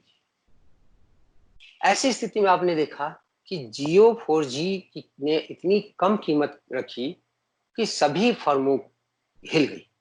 जो उस समय की फर्में थी इस क्षेत्र में, वो सब की सब हिल गई और सभी ने क्या किया, अपनी कीमत को डाउन करने की कोशिश की। डाउन करना ही पड़ा उनको। अगर वो डाउन नहीं करते तो सारे के सारे कस्टमर जियो 4G की तरफ खिसकने लगे, खिसक भी गए काफी हद तक। और अगर आप डेटा का एनालिसिस करेंगे तो कई कंपनियां तो इसी समय बंद हो गई। What would happen if any of the car manufacturers decides to decrease the price of his cars? क्या होगा? अभी क्या होगा कि अगर कोई भी मोबाइल कंपनी ये कहती है हम कीमत कम करेंगे तो क्या होगा? अगर न्यूज़पेपर वाले टाइम्स ऑफ इंडिया या हिंदुस्तान टाइम्स या जो बड़े प्लेयर्स हैं वो कहते हैं हम अपनी अखबार की कीमत कम करेंगे तो क्या होगा? अगर कोई बड़ी कंपनी, मोबाइल की कंपनी है, जैसे वो अपनी मोबाइल हैंडसेट की कीमत बहुत ज्यादा कम करती है तो क्या होगा? इसके ये आपको ओलिगोपोली का एक अच्छा एग्जांपल, एक अच्छा आइडिया देने के लिए काफी है। Types of oligopoly. प्यारे बच्चों, जो अल्पाधिकार होता है, अल्पाधिकार बेसिकली कोलिजिव ओलिगोपोली और नॉन कोलिजिव ओलिगोपोली के रूप में सामने आता है। कोलिजिव ओलिगोपोली क्या होते हैं? कोऑपरेटिव होते हैं। और non collusive oligopoly non cooperative oligopoly के नाम से जाने जाते हैं। कोऑपरेटिव ओलिगोपोली की खासियत है ये लोग कार्टेल बना लेते हैं, आपस में समझौता कर लेते हैं और या तो अपना क्षेत्र अलग कर लेते हैं या प्रोडक्ट अलग कर लेते हैं या कीमत पे रिस्ट्रिक्शंस लगा देते हैं आपस में। ये डिक्लेरेशन के साथ भी हो सकता है, ये अनडिक्लेयर्ड भी हो सकता है। प्यारे बच्चों, भारत जैसे देशों में मोनोपोलिस्ट या कंज्यूमर के कल्याण को ध्यान में रखते हुए इस प्रकार के कार्टेल्स को बढ़ावा नहीं दिया गया है। बल्कि एक समय था जब MRTP एक्ट लाया गया था, मोनोपोलिस्ट ट्रेड रिस्ट्रिक्टिव एक्ट के नाम से जाना जाता था, ताकि लोग मोनोपोली इस तरीके से कस्टमर्स का शोषण ना कर सके। लेकिन धीरे धीरे हम भी बाजार अर्थव्यवस्था की तरफ गए, ग्लोबलाइजेशन की तरफ गए, प्राइवेटाइजेशन की तरफ गए और हमने अपनी इकोनॉमी को ओपन किया, तो हमारी कुछ नीतियां भी बदली। फिर भी हम ऐसे प्रैक्टिसेस को जो कि कस्टमर्स के अगेंस्ट हैं उसको बर्दाश्त नहीं करते और अक्सर हम लोग इसका नियम बनाकर विरोध करते हैं। तो अगर कार्टेल बनता है, कार्टेल बनने का मतलब ये होता है, कुछ बच्चों ने मुझसे पूछा था पिछली क्लास में, जबकि उस समय हमने ये पढ़ाया भी नहीं था। कार्टेल फॉर्मेशन का मतलब है कि कुछ फर्में आपस में डिक्लेयर्ड या अनडिक्लेयर्ड, घोषित या अघोषित तरीके से, कानूनी या गैर कानूनी तरीके से एक यूनियन बना लेती हैं, एक समझौता कर लेती हैं कि भाई ठीक है, आप भी कीमत कम मत करो, हम भी कीमत कम नहीं करेंगे, क्योंकि दोनों को नुकसान होगा। दूसरा समझौता कर सकती हैं कि भाई ठीक है, आप इस एरिया में मत आओ, हम इस एरिया में नहीं आएंगे। ये भी एक इनका कार्टेल बनाने का तरीका होता है। तो ऐसे कार्टेल्स को कानूनन हम लोग गलत मानते हैं, इंडिया जैसे कंट्रीज की बात है। दूसरी ओलिगोपोली होती है जिसको हम नॉन कोऑपरेटिव ओलिगोपोली कहते हैं, जिनमें कंपटीशन होता है, गला काट प्रतियोगिता होती है, उसका फायदा देश को होता है, उसका फायदा इन्वेंशंस और इनोवेशंस होता है, कॉस्ट को मिनिमाइजेशन करने की कोशिश की जाती है, कस्टमर्स को भी इसका फायदा मिलता है, लेकिन इसमें कंपटीशन फर्मों में आपस में ज्यादा होता है। Competitive versus non competitive oligopoly के नाम से भी हम अंतर करते हैं। अगर जो प्रोडक्ट वो लोग बेच रहे हैं वो होमोजीनियस प्रोडक्ट है तो वो कॉम्पिटिटिव ओलिगोपोली कहलाएगा। अगर वो प्रोडक्ट डिफरेंशिएटेड प्रोडक्ट है तो नॉन कॉम्पिटिटिव ओलिगोपोली कहलाएगा। प्यारे बच्चों, अगर हम मोबाइल नेटवर्क की बात करते हैं तो ये होमोजीनियस प्रोडक्ट है, फिर वो चाहे जियो दे, चाहे एयरटेल दे, चाहे बीएसएनएल दे, 4G अगर है तो 4G ही होगा, स्पीड अगर सर्टेन है तो सर्टेन स्पीड ही होगी, उसका काम भी सेम है। तो ऐसे में क्या होता है, ये कॉम्पिटिटिव ओलिगोपोली है। और नॉन कॉम्पिटिटिव ओलिगोपोली वहां हो जाता है जब हर एक ऐसे प्रोडक्ट का उत्पादन कर रहा है जो दूसरे के प्रतिस्थापन तो है, निकट प्रतिस्थापन तो है, लेकिन एक जैसी नहीं होती। तो oligopoly can be cooperative and non cooperative. Cooperative है तो इसका हम लोग वो समझौता करके कार्टेल बनाएंगे, नॉन कोऑपरेटिव है तो कट थ्रोट कंपटीशन करेंगे और उसका फायदा देश को होगा, इकोनॉमी को होगा, कस्टमर्स को होगा और अल्टीमेटली फर्मों को भी होगा। Oligopoly may be competitive and non-competitive. They are competitive only when homogeneous product is being used. They are considered as non-competitive when they are selling differentiated product, अलग अलग तरीके की वस्तुओं पे। प्यारे बच्चों, अगर हम फीचर्स ऑफ ओलिगोपोली की बात करते हैं तो सबसे पहला फीचर तो यही है कि there in the market there are a few sellers only, big firm, they are big firms, बड़ी फर्में हैं लेकिन काउंटेबल है, बहुत कम संख्या में है। दूसरी इनकी खासियत होती है कि इंटरडिपेंडेंट है, उनमें से कोई अगर एक भी कीमत को कम करेगा तो सभी को कीमत कम करना पड़ेगा, कलेक्टिव रिस्पॉन्सिबिलिटी है, कलेक्टिव रिएक्शंस है। और अगर एक कीमत बढ़ा देगा तो क्या होगा, कोई उसको फॉलो नहीं करेगा, उसको लॉस हो जाएगा। प्यारे बच्चों, their reaction depends on action of others, तो they are interdependent because they are few sellers, they are big players and they are sharing a big part of the entire market. जहां तक perfect competition में है, जो seller होता है वो negligible part को सेल करता है। मोनोपोलिस्टिक में भी बहुत सारे बेचने वाले हैं तो वो भी एक मतलब इतना ज्यादा पार्ट बाजार का कैप्चर नहीं कर सकता जितना कि ओलिगोपोली की है। ओलिगोपोली की खासियत है कि वो बाजार के एक बड़े हिस्से पर उसका कब्जा होता है, वो कीमत को प्रभावित कर सकता है। अगर वो अपनी कीमत कम करेगा, सबको कम करना पड़ेगा, जैसा कि मैंने जियो का एग्जांपल दिया। इससे पहले प्यारे बच्चों, हिंदुस्तान टाइम्स और टाइम्स ऑफ इंडिया के बीच में भी एक युद्ध हुआ था 90s के दशक में। उस समय क्या हुआ, हिंदुस्तान टाइम्स में एडवर्टाइजमेंट्स ज्यादा होते थे, उसको कस्टमर्स को अट्रैक्ट करने के लिए टाइम्स ऑफ इंडिया ने ये डिसाइड किया कि हम 1 रुपए का अखबार बेचेंगे। 1 रुपए का अखबार उन्होंने अपना रेट किया तो सभी को 1 रुपए का अखबार, इंग्लिश न्यूज़पेपर 1 रुपए में करना पड़ा। प्यारे बच्चों, उस समय हिंदी न्यूज़पेपर 2.5 रुपए 3 रुपए में आता था और इंग्लिश न्यूज़पेपर मात्र 1 रुपए में हमारे घरों में आता था, और वो भी उसमें 25-30 पन्ने तक होते थे। तो जब उन दोनों के मध्य वॉर हुआ तो ये सालों साल चला और अल्टीमेटली दोनों को फिर एग्रीमेंट करना पड़ा, ऑफ द रिकॉर्ड या ऑन द रिकॉर्ड, और अब जो दोनों की कीमतें बढ़ पाई। अदरवाइज 1 रुपए पे काफी दिनों तक लड़ाई हुई। ऐसे ही जियो की एंट्री हुई तो आपने देखा मोबाइल इंडस्ट्री में काफी परिवर्तन आया, कीमतें सभी को कम करनी पड़ी, और अल्टीमेटली जो 9 रुपए 8 रुपए तक जो था, आप सोचिए 98 रुपीज में 1 GB जो था वो कहाँ बदल गया, अब अनलिमिटेड का जमाना आ गया। तो ये सब चीजें ओलिगोपोली में संभव है। प्यारे बच्चों, तीसरी विशेषता इसकी होती है, इनका जो डिमांड कर्व है वो इनडिटर्मिनेंट होता है, नॉट सर्टेन होता है, बल्कि एक पॉइंट पे जाकर ये किंग्ड होता है। किंग मतलब ब्रोकन, टूटा हुआ। एक पॉइंट पे जाके इनका डिमांड कर्व टूट जाता है, जिसके बारे में अभी हम डिटेल में पढ़ने वाले हैं। तो in oligopoly we find not a downward slope demand curve, it is a kinked demand curve, broken demand curve at a particular point of time। आपको मैंने बताया कि ओलिगोपोली की एक और खासियत है, कार्टेल फॉर्मेशन की गुंजाइश होती है। निश्चित है, या तो कट थ्रोट कंपटीशन करेंगे या कार्टेल फॉर्म करेंगे, या तो अपना वो यूनियन बनाएंगे या एसोसिएशन बनाएंगे, या फिर आपस में संघर्ष करेंगे। और संघर्ष करेंगे तो निश्चित है सबको लॉस होता है, इसलिए वो लोग जो ओलिगोपोलिस्ट है वो आपस में घोषित या अघोषित समझौता करते हैं, जिसको हम कार्टेल की संज्ञा से विभूषित करते हैं। इसके अलावा अगर देखें तो ओलिगोपोली की एक और खासियत है, इसमें प्राइस रिजिडिटी पाई जाती है। Once the price is decided, it's very difficult for anyone to make any change.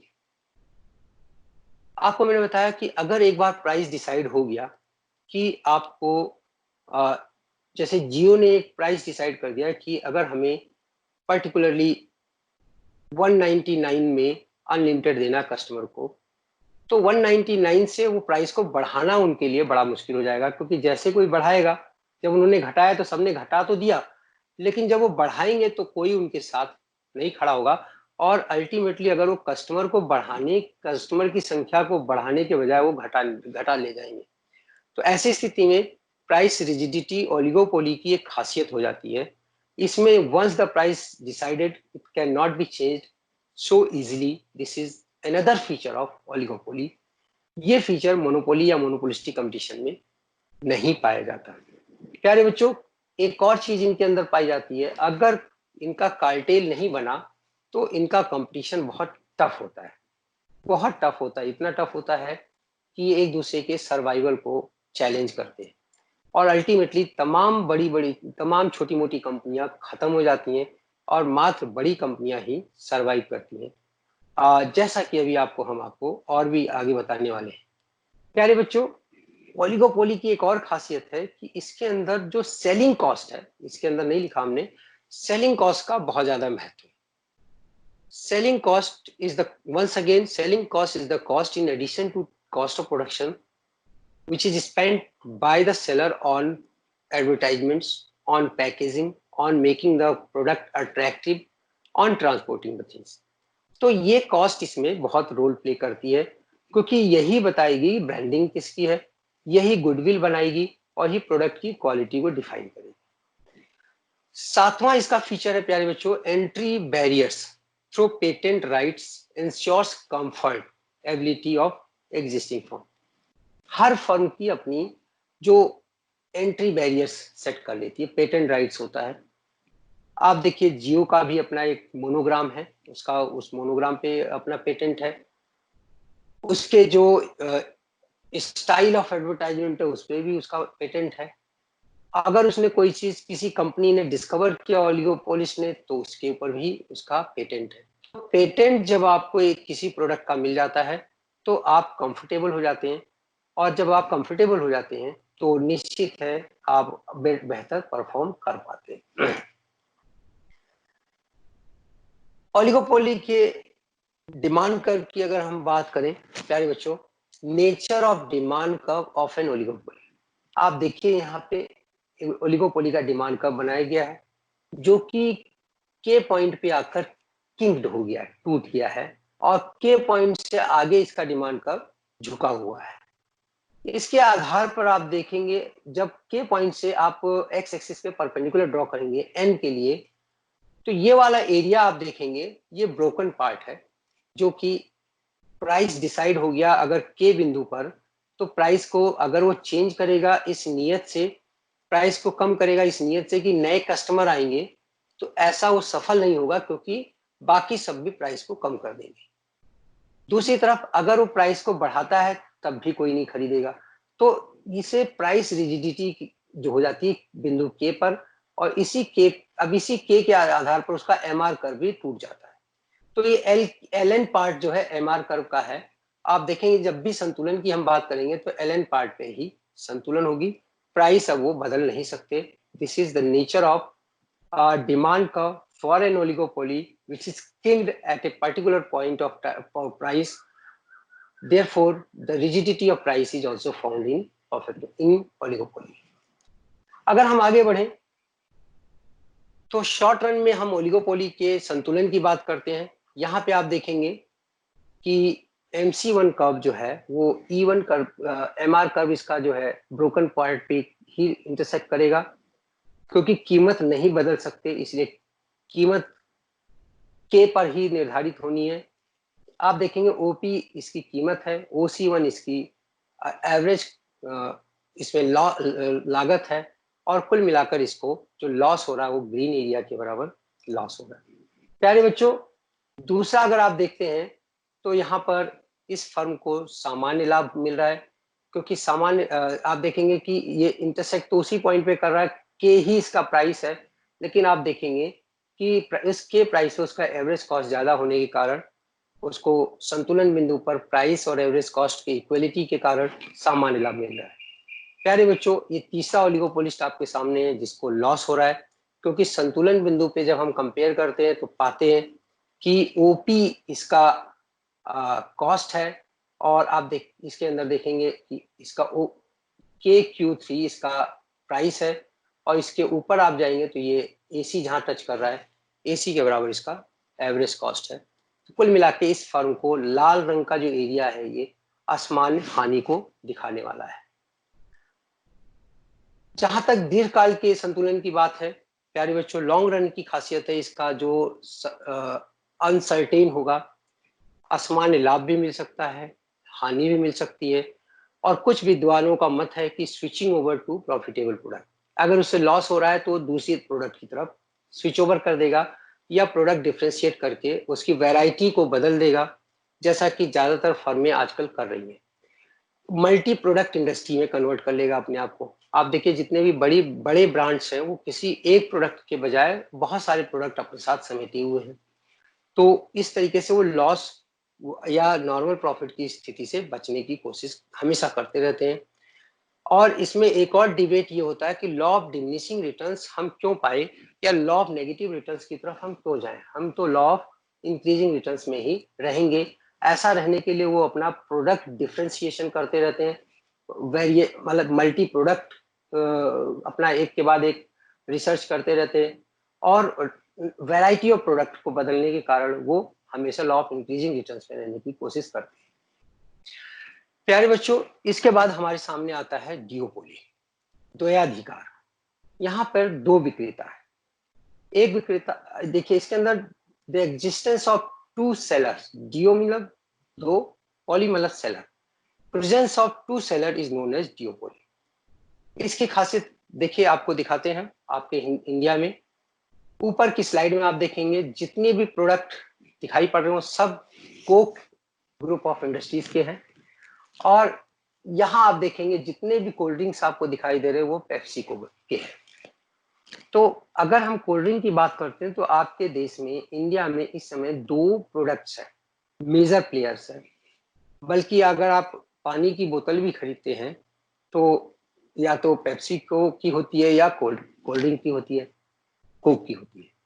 अगर आप कोई भी एक वैरायटी कोक खरीदते, कोई कोल्ड ड्रिंक की खरीदते हैं तो या तो कोक का होता है या इसका होता है। तो presence of two sellers in the market is known as डिओपोली।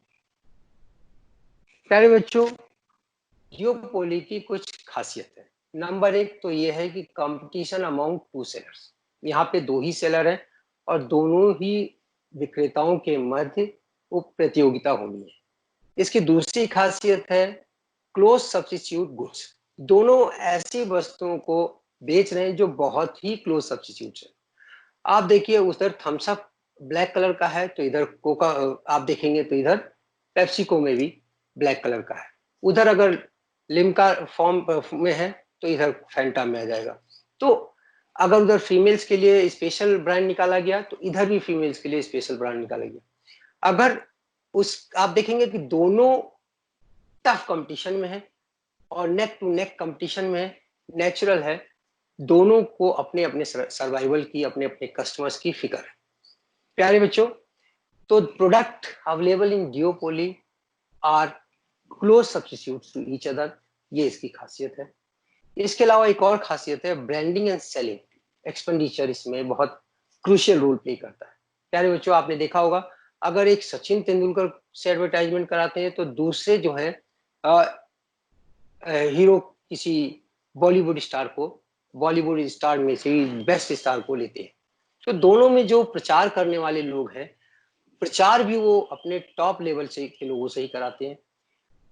कारण क्या है, उससे उनकी गुडविल बढ़ती है, उससे वो अपने कस्टमर्स को होल्ड करने में सफल होते हैं। ऐसा वास्तव में देखा भी गया है। तो ब्रांडिंग एंड सेलिंग एक्सपेंडिचर इसमें बहुत बड़ा रोल प्ले करता है डियोपोली में, क्योंकि वहां पे दो ही प्लेयर हैं, दो ही विक्रेता है। एक और खासियत इसकी जो हमारे सामने आती है, reaction depends on action of rival. अरे बच्चों, डियोपोली के बारे में लिटरेचर आपके लेवल पे बहुत कम मिलेगा, इसलिए मैं आपको बताना चाहूंगा कि रिएक्शन एक रिएक्शनरी कर्व होता है कि इस राइवल अगर कोई एक्शन लेता है तो उसके सामने वाला क्या कैसे उसको रिएक्ट करेगा। एक बहुत अच्छा टेक्निक है जो कि आपके कोर्स में नहीं है, इसलिए यहाँ पे हम उसको बहुत डिटेल में नहीं बताएंगे। फिर भी आपको हम जो बताने जा रहे हैं, reaction depends on action of rival. Rival ने अगर कीमत को कम किया तो उसके हिसाब से अपना तुम्हें डिसीजन लेना पड़ेगा। राइवल ने अगर प्रोडक्ट डाइवर्सिफाई किया, उसने फीमेल्स के को अट्रैक्ट करने के लिए नया ब्रांडिंग की, तो आपको भी करनी पड़ेगी। अगर उसने स्कूल गोइंग चिल्ड्रन के लिए कोई प्रोडक्ट निकाला तो आपको भी निकालना पड़ेगा। ये इसके अंदर खासियत होती है डियोपोली के अंदर, अगर आपको बाजार में सरवाइव करना है तो। Otherwise you will become automatically outdated in the market. प्यारे बच्चों, इसके एक और खासियत है, नो सर्टेन डिमांड का। नेचुरल है, जब रिएक्शन सामने वाले का एक्शन पे डिपेंड कर रहा है तो आप कोई सर्टेन डायग्राम ड्रॉ नहीं कर सकते। डिमांड कर्व इसमें डिपेंड करेगा कि सामने वाला क्या करने जा रहा है। रिएक्शनरी कर्व है, यहाँ डिमांड कर्व नहीं होगा, यहाँ रिएक्शनरी कर्व है, जो कि आपके सिलेबस में नहीं है। प्यारे बच्चों, cut throat competition is another feature of डियोपोली। Natural है, दोनों एक दूसरे को खत्म करने के लिए, कब्जा करने के लिए बाजार पे लड़ाई अंत तक लड़ते रहते हैं। ऐसा करने के लिए वो एथिकल वैल्यूज को भी कई बार भुला देते हैं। तो इसमें बहुत टफ कंपटीशन पाया जाता है, डियोपोली की इतनी खासियत है। Coke and PepsiCo have captured the cold drink market in India and have formed duopolist nature. इसमें कोई दो राय नहीं है, इसकी कुछ विशेषताएं हैं। सबसे पहली बात तो इसमें जो एंट्री है रिस्ट्रिक्टेड है। भाई दो बड़े प्लेयर्स हैं, वो दोनों बड़े प्लेयर्स किसी भी थर्ड प्लेयर को सामान्यतः या तो खरीद लेंगे या फिर उसको आने नहीं देंगे, या फिर कस्टमर उसको उतना ज्यादा वो गुडविल और उस पे एडवर्टाइजमेंट पे खर्च करते हैं कि उनके सामने टिक नहीं पाते। प्यारे बच्चों, मुझे याद है जब ये कोक आई इंडिया में, उससे पहले पेप्सी को परमिशन मिला। ग्लोबलाइजेशन की पॉलिसी 1991 में जब लागू की गई, तो जब ये कंपनियां आई उससे पहले हिंदुस्तान में वो कैंपा कोला हुआ करता था, थम्स अप अलग ब्रांड होता था, उसका अलग ऑनर होता था, लिम्का का अलग ऑनर होता था, और ये सारी जो आजकल आप देख रहे हैं, फैंटा का अलग ऑनर होता था, ये सबका अलग अलग ऑनर होते थे। लेकिन जब ये कंपनियां आई तो इन्होंने क्या किया, एक एक को खरीदना शुरू कर दिया, मर्ज करना शुरू किया, और अल्टीमेटली अब आज की डेट में यही दोनों प्लेयर दिखाई पड़ते हैं। तो आप इसी से अंदाजा लगा लीजिए किस तरीके से डियोपोली जो है वो आपस में कैप्चर करते हैं बाजार। और इनके रास्ते में अब ये कैसे कैप्चर करते हैं, इन्होंने कुछ पॉलिसी ऐसी अपनाई कि भाई ठीक है, तुम्हारे ये पिछले 10 साल का रिटर्न प्रॉफिट इतना है, अगले 10 साल का प्रॉफिट इतना होगा, आपको हम अगले 10 साल का प्रॉफिट दे देते हैं, आप हमें अपना ये ऑनरशिप ट्रांसफर कर दो, शेयर्स खरीद दे दो। तो इस तरीके से ये उसको कैप्चर कर लेते। ऐसा हुआ है, और इसके कारण आज की डेट में हमारे यहाँ खाली 2 ही प्लेयर रह गए हैं, एक कोक रह गया है, कोक ग्रुप ऑफ इंडस्ट्री रह गया है, और एक पेप्सिको रह गया है कोल्ड ड्रिंक के मामले में। बाकी सारी छोटी मोटी कंपनियां खत्म होती चली जा रही हैं। प्यारे बच्चों, ये दोनों जो उत्पादन है ये क्लोज सब्स्टिट्यूट्स है। निश्चित है ये जो क्लोज सब्स्टिट्यूट गुड्स है, चाहे आप कोक पी लीजिए चाहे आप पेप्सिको पी लीजिए, दोनों का सेम स्वाद है, सेम टारगेट है, सेम प्यास को बुझाते हैं। तो कुल मिलाकर दोनों बहुत क्लोज सब्स्टिट्यूट्स है, और जरा सी भी कीमत की पॉलिसी, जरा सी भी ब्रांडिंग की पॉलिसी अगर चेंज होती है तो उसका असर कस्टमर पे भारी पड़ता है। इन दोनों के मध्य कट थ्रोट कंपटीशन पाया जाता है, बहुत टफ कंपटीशन है। आप देखिए कि जितनी वैरायटी कोक वाले निकाल रहे हैं उतनी ही वैरायटी पैरेलल बिल्कुल पेप्सी वाले भी निकालने के लिए बाध्य है। प्यारे बच्चों, हमने बताया इसके अंदर सेलिंग कॉस्ट का बहुत बड़ा महत्व होता है। सेलिंग कॉस्ट को आप इसमें इग्नोर नहीं कर सकते। Selling cost is going to play a very crucial role in your survival. इसके अलावा जो बिहेवियर है इनका वो अनसर्टेन है, रिएक्शनरी बिहेवियर है। रिएक्शनरी बिहेवियर का मतलब यहाँ पे ये होता है कि action will depend on reaction of others. आइए अब हम इनको कंपेयर करते हैं। बहुत ब्रीफ में हम कंपेयर करेंगे क्योंकि मैं देख रहा हूँ टाइम कम होता चला जा रहा है। सबसे पहले आप देखेंगे perfect competition, monopoly, monopolistic competition, oligopoly and डिओपोली। Number of sellers की बात हम करें तो परफेक्ट कंपटीशन में large number of buyers and sellers होते हैं। मोनोपोली में एक सिंगल सेलर होता है, मेनी बायर्स होते हैं। मोनोपोलिस्टिक कंपटीशन में मेनी सेलर्स होते हैं, मेनी बायर्स होते हैं।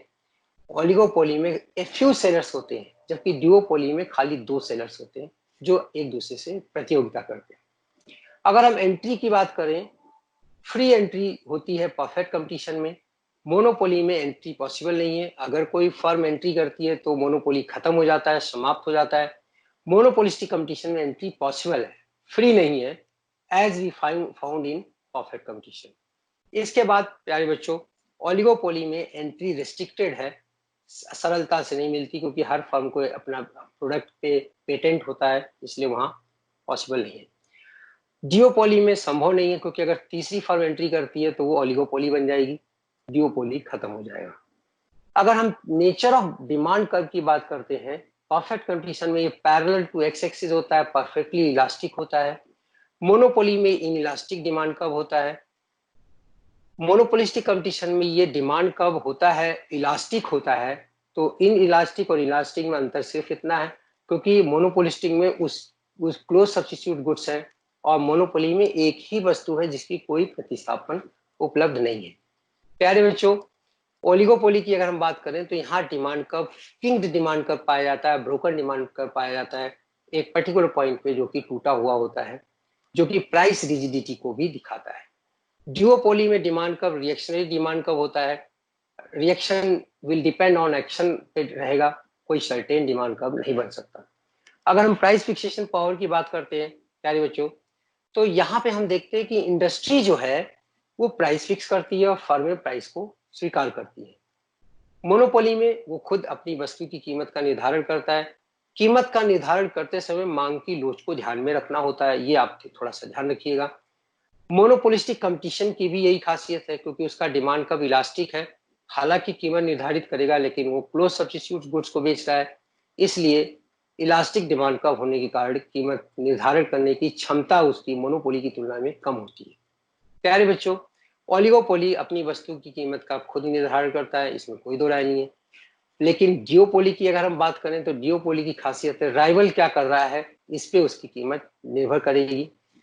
आगे हम बढ़ते हैं तो लॉन्ग रन इक्विलिब्रियम में अगर हम परफेक्ट कंपटीशन की बात करते हैं तो सामान्य लाभ मिलता है, मोनोपोली की बात करते हैं तो असामान्य लाभ मिलता है, और अगर हम मोनोपोलिस्टिक कंपटीशन की बात करते हैं तो एंट्री और एग्जिट, जहां जहां भी एंट्री और एग्जिट पॉसिबल है वहां सामान्य लाभ मिलेगा, अदरवाइज बाकी दोनों में भी असामान्य लाभ ही प्राप्त होगा। प्यारे बच्चों, अगर हम सेलिंग कॉस्ट की बात करते हैं, विक्रय लागतों की, ऐसी लागतें जो उत्पादन के अलावा विक्रय की प्रक्रिया में उठाई जाती हैं, उन लागतों की हम बात करते हैं तो परफेक्ट कंपटीशन में ये लागतें नहीं पाई जाती, बाकी सारी ही फर्मों में पाई जाती है। लेकिन आप देखेंगे कि ओलिगोपोली और डिओपोली में सर्वाइवल के लिए जरूरी है। अगर आपको मार्केट में, अगर आपको इंडस्ट्री में सर्वाइव करना है तो आपको ये काम करना होगा। अगर हम ऑप्टिमम यूटिलाइजेशन की बात करते हैं तो maximum output with minimum cost available है परफेक्ट कंपटीशन में। बाकी सभी में कंज्यूमर का एक्सप्लॉयटेशन है। यानी बच्चों आप देख सकते हैं परफेक्ट कंपटीशन जो कि मोस्ट आइडियल सिचुएशन है, उसमें संसाधनों का बेस्ट इस्तेमाल होता है, उसमें कोई हिडन कैपेसिटी नहीं होती, उसमें कोई सोशल एक्सपेंसेस नहीं होते, सोशल कॉस्ट नहीं होती। ऐसी इंडस्ट्री में के अलावा बाकी सब में आप देखेंगे कंज्यूमर का एक्सप्लॉयटेशन पाया जाता है। अगर हम डिमांड कर्व की बात करते हैं तो आपके सामने देखिए 4 टाइप के मार्केट का डिमांड कर्व है। ये पहला डिमांड कर्व आप देख रहे हैं, ये मोनोपोली आप पहचान सकते हैं तो पहचानना भी चाहिए आपको। ये जो फर्स्ट आप देख रहे हैं ये मोनोपोली का डिमांड कर्व है जो कि इनइलास्टिक है, डाउनवर्ड स्लोप है। दूसरा आप देखेंगे मोनोपोलिस्टिक कंपटीशन का है जो कि इलास्टिक है, लॉ ऑफ डिमांड लागू है। तीसरा आप देखेंगे कि ये परफेक्ट कंपटीशन का डिमांड कर्व है जो कि पैरेलल टू एक्स एक्सिस है। चौथा डिमांड कर्व आप ओलिगोपोली का आप देख रहे हैं जो कि किंग्ड डिमांड कर्व है, के पॉइंट पे ब्रोकन है। प्राइस रिजिडिटी दिखाता है, इस ओपी प्राइस को बदल नहीं सकता, बदल तो परफेक्ट कंपटीशन वाला भी नहीं सकता, लेकिन यहाँ प्राइस रिजिडिटी नहीं है। यहाँ प्राइस को एक्सेप्ट कर रहा है वो, और वहां वो प्राइस को डिसाइड कर रहा है, निर्भर कर रहा है।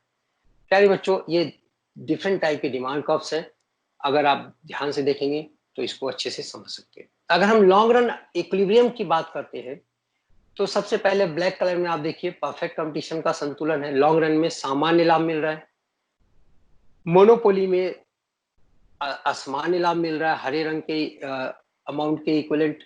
और अगर आप देखेंगे मोनोपोलिस्टिक कंपटीशन में तो लॉन्ग रन में इसे सामान्य लाभ मिल रहा है। तो सामान्य लाभ परफेक्ट कंपटीशन में भी है, सामान्य लाभ मोनोपोलिस्टिक कंपटीशन में भी है, बाकी सब में लॉन्ग रन में असामान्य लाभ मिलता है। ये इसकी खासियत है। अगर हम इसको थोड़ा और डिटेल में करें तो हम कंपेयर करेंगे और पाएंगे कि मोनोपोली के पास हिडन कैपेसिटी कितनी है। प्यारे बच्चों बहुत ध्यान से अगर हम देखें, हम इस डायग्राम को थोड़ा एलिब्रेट करके दिखाना चाहेंगे, ध्यान से देखिए आप लोग भी। यहाँ पे हमने मोनोपोली का और परफेक्ट कंपटीशन की तुलना की है दीर्घकाल की, और बहुत क्लियरली आपके सामने है जो LARM कर्व है, ये जो डाउनवर्ड स्लोप है, ये आप देखेंगे ये वक्र जो है ये मोनोपोली का है। और इसके बाद आप जो इसका इसी के अकॉर्डिंग LMR वक्र भी आप देखते हैं, ये नीले रंग का आपके सामने आया हुआ है। संतुलन के लिए देखते हैं कि ACMC को जहां इंटरसेक्ट कर रहा है वो परफेक्ट कंपटीशन का संतुलन है, क्योंकि आप यहाँ देखिए यहाँ पे लॉन्ग रन में परफेक्ट कंपटीशन का संतुलन बता रहा है कि LAC जो है LMC को जहां इंटरसेक्ट कर रहा है ई बिंदु पर, ये संतुलन का बिंदु है। और आप इसके हिसाब से देखेंगे लॉन्ग रन में संतुलन कहाँ हो रहा है, जहां MC AC को इंटरसेक्ट कर रहा है, यानी कि AC न्यूनतम है।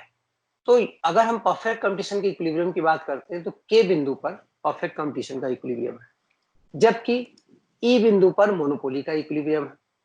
आप देखिए के बिंदु पर OQP का प्रोडक्शन और सेल हो रहा है परफेक्ट कंपटीशन में, और OQM का प्रोडक्शन और सेल हो रहा है।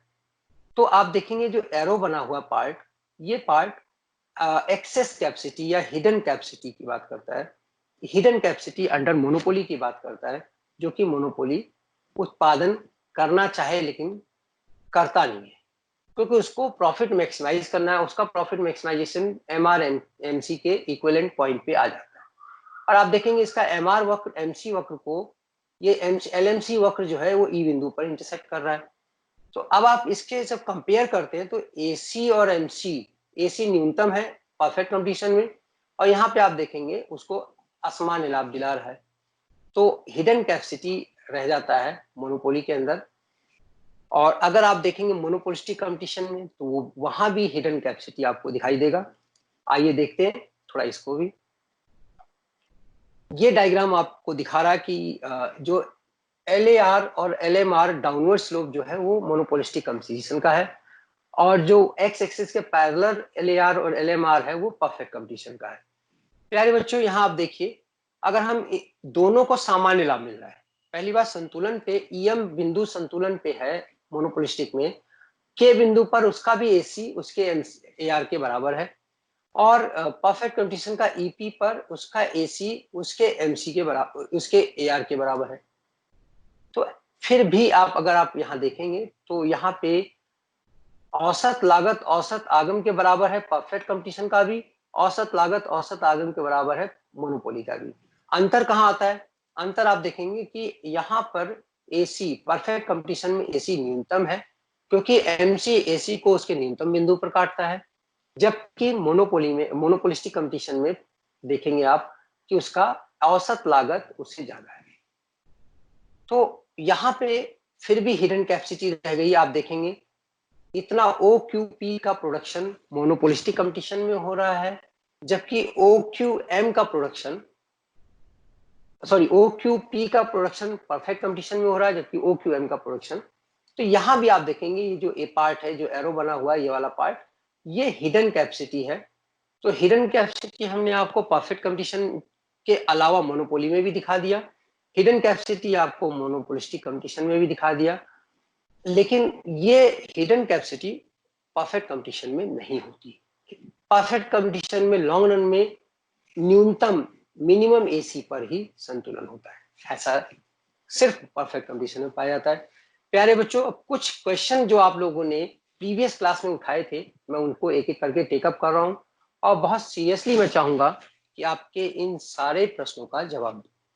तो सबसे पहला क्वेश्चन ये पूछा गया था, differentiate between perfect competition and pure competition. प्यारे बच्चों, perfect pure competition is a part of perfect competition. ये ओपिनियन का डिफरेंस ऑफ ओपिनियन है। कुछ लोग कहते हैं, कुछ अर्थशास्त्री कहते हैं कि अगर फ्री एंट्री एंड एग्जिट, एक ऐसी बाजार अवस्था जिसमें फ्री एंट्री एंड एग्जिट हो, होमोजीनियस प्रोडक्ट हो, और बहुत सारे खरीदने बेचने वाले हों, तो presence of large number of buyers and sellers, homogeneous product and free entry and exit अगर है, तो ऐसी अवस्था को हम विशुद्ध प्रतियोगिता कहते हैं। लेकिन इसके बाद जब हम और पॉइंट उसमें ऐड कर देते हैं, absence of selling cost, free mobility of factors of production, optimum utilization of resources, perfect knowledge about market situation, ये सारी चीजें जब हम ऐड कर देते हैं तो वो परफेक्ट कंपटीशन बन जाता है। तो ये एक आइडियल स्टेज है परफेक्ट कंपटीशन, और उस आइडियल स्टेज की अगर खाली 3 अवस्थाएं, 3 फीचर्स या 3 शर्तें पाई जाती हैं, तो उस अवस्था को हम प्योर कंपटीशन या विशुद्ध प्रतियोगिता कहेंगे। प्यारे बच्चों, इफ एमसी इंटरसेक्ट, दूसरा क्वेश्चन बहुत इंपॉर्टेंट पूछा गया था, if MC intersects at 2 different point on MR, which point should be the point of equilibrium. प्यारे बच्चों, संतुलन के लिए 2 शर्तों की जरूरत होती है। Number 1, MC should intersect MR, पहली बात, और उसके बाद एक और खासियत उसकी ये होनी चाहिए कि उसके बाद अगर सेलर ज्यादा सेल करना चाहे तो उसका एडिशनल कॉस्ट यानी MC should become more than additional revenue. तो इसके बारे में हम लोग 1 by 1 पढ़ने जा रहे हैं। आइए देखते हैं। तो डिफरेंशिएट मैंने बताया, इसका डिफरेंस बता चुका हूं। तो राइट मोस्ट पॉइंट, अब ऐसी स्थिति में क्या होगा, अगर एमसीएमआर को 2 बिंदुओं पर काट रही है, तो जो राइट मोस्ट पॉइंट है, कल मैंने डायग्राम बना के आपको दिखाया था, तो राइट मोस्ट पॉइंट पे क्या करेगा, वो संतुलन होगा। क्यों संतुलन होगा? क्योंकि सेलर अगर उसके बाद भी कीमत बढ़ाता है तो उसका एमसी यानी additional cost, addition to the total cost बढ़ जाएगा in comparison to additional revenue, तो उसे लॉस होने लगेगा। तो if MC intersects MR at 2 different points, the rightmost point where both the conditions of equilibrium are satisfied will be considered as equilibrium point. Why?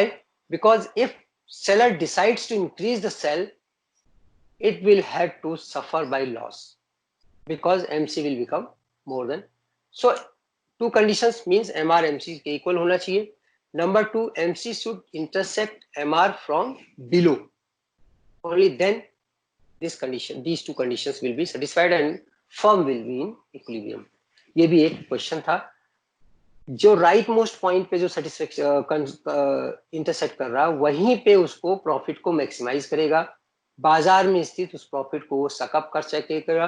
अब अगर वो cell को बढ़ाता है तो उसे लॉस होना निश्चित है, उसी को हम संतुलन कहते हैं। So at last if you doubts, अभी आपको मैं डिस्टर्बिंग योर माइंड्स, इसके बाद आप देखेंगे कुछ डाउट्स अभी भी आपके दिमाग में रह गए हैं।